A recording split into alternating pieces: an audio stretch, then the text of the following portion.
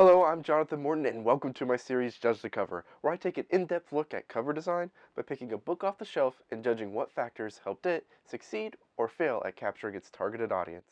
Today I'll be looking at the book that inspired this whole series, which is The Prey of Gods by Nicky Drayden. Alright, take a good look at this cover. Now here's a look at the spine, and now the first sentence from the blurb on the back. In South Africa, the future looks promising.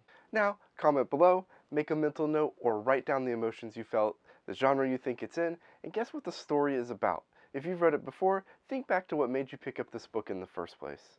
There's no denying that people judge things by their covers, and it usually comes down to wanting to shy away from or engage more into a particular experience. The saying, "Don't judge a book by its cover," can apply to a variety of situations, and in general, is a good rule to follow. By making snap judgments, we deprive ourselves of the ability to dive deeper, learn more, or experience something new. However, being able to judge a situation quickly can not only protect us, but increase the likelihood of engaging in experiences we already enjoy. In the book world, covers craft these expected experiences in readers' minds. So, the question becomes, how do you get the right readers to pick up your book? I believe it's all about how they judge the cover. Now let's see what the Prey of Gods cover can teach us today. Let's start with the spine.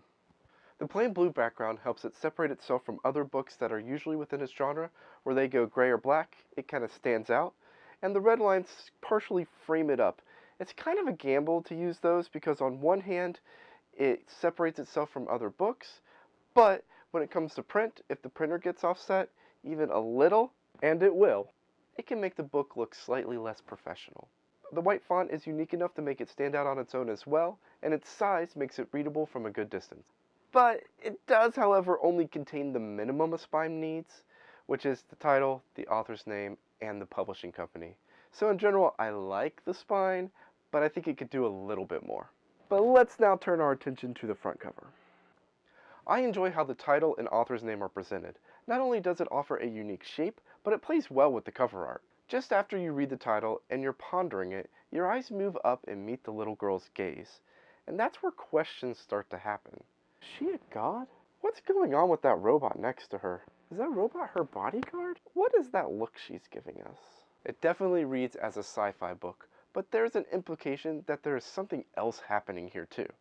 As I back up and look at the whole cover, the bluish gray that fades into sort of a yellow here in the background puts the whole composition together. It sets both a foreboding mood, but also offers hope, and a little bit of sunshine, if you will, that allows the characters to pop off the page. From what I can tell, there are also two important focal points that specifically try to draw the attention of the targeted audience. The first and most obvious one is the robot itself. Now my eyes tend to go right towards the center of his chest. I believe that's because it sits on the first third of the book and has a line from the umbrella going towards it. However, there is no missing this massive robot on the cover. I believe that this is extremely deliberate, so that sci-fi fans know what they're getting into as soon as they look at the book. This sort of fulfills the genre role of the cover. But if you pay more attention to the robot, it's evident that there's even less visible detail around its legs. And I believe this is done to not draw attention away from the second focal point. The second focal point fulfills the story's purpose of the cover. At the beginning, I talked about how if you read the title, you're almost led up to the little girl's face. It's interesting how the white title also matches the white dress, leading right to her gaze. She has a very interesting look on her face for a little girl. I have a young daughter, and if she gave me this face, I would be concerned. There are also several lines in the background that lead you to this spot as well, and the soft glow from the umbrella instrument that the robot is holding also adds another menacing factor to her. I may not know the whole story, but my brain is starting to ask questions about where the story could go. Now there is one little pesky thing right up there in the corner. It's some quote that just comes off as a pitch for the book.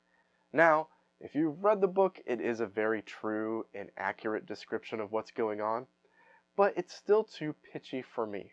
Which look, I get the point. Especially for new authors, this is great buzz. But for some reason, I just feel they're unnecessary and make it look like you're trying too hard to get me to read the book. I might be being a little crazy about this. Let me know what you think about author quotes on book covers. But for now, let's get to the back of the book. We are met with yet another author quote. which kind of solidifies the genre for us, so it's nice, I'll give it a pass. And then we get to the first real paragraph of the blurb, which I believe is a great template you could use to set up your own blurbs if you're struggling with writing one. It sets the scene by telling us what kind of world we are in, and I like how it has that here is the piece of the everyday style to it. Then it both visually and verbally changes as the main tensions of the story start to be listed. Now separated from the blurb in both size and color, the driving tensions of the story begin to list themselves in order of climbing disasters. This does have the potential to spoil some of the story, but I also believe it lets the readers know what type of book they are in for, without giving away too much. I compare it to seeing a movie trailer. You can guess what's going to happen, but that's not the whole story. I want to emphasize again how simply separating and drawing attention to the tensions like this helps visually open up the back of the book, allowing it to have some sort of negative space. If it didn't do this, it could have easily become another block of text, which may cause the potential reader's eyes to just glaze over it. And finally, the last section introduces us to the characters and suggests that we will be getting multiple viewpoints. The rest goes into another quote from another author, and then a very short piece about Nicky herself. All of it is additionally written in a tone that reads as fun, and with a little bit of charm and cheekiness added in as well. Something, when I first read the cover, I hoped would be carried into the story itself. After fully reading the back cover, my instincts about the book were confirmed. This is going to be a fun, sci-fi adventure that takes place sometime in a future South African nation that also mixes magical elements into its plot. Does this match up with your original thoughts about the cover, or have they changed? Let me know in the comments. But now for the moment you've all been waiting for. What score does it receive? Well, since this is the book that originally inspired the series, I think you all know what my score is going to be. An instant buy, which means it also receives the coveted Judge the Cover seal of approval. Oh yeah. Now what about the targeted market score? This one's going to be a little bit harder. The things I found captivating about the cover could also be potential turnoffs for more traditional sci-fi fans. Having a little girl with powers can be slightly cliched in this market, and the presence of magic may turn off some as well. But are they the true market for this book? If they are, I would give it a rating of sampled. Let me know what you think of these scores, and if I accurately identified the targeted market. If The Prey of Gods caught your attention like it did mine, I linked its Amazon page below for your convenience. Are there any covers that you think need to be judged, or would just like me to analyze them? Please let me know. Currently I'm looking for more covers from indie authors, as I feel that they are the people who will be benefiting the most from this type of content. If you enjoyed this video, please be sure to like, subscribe, and share, as it'll help me grow this channel and allows me to continue making helpful content for writers. Thank you for watching, and don't forget to learn, create, and help others do the same. I'll see you next time.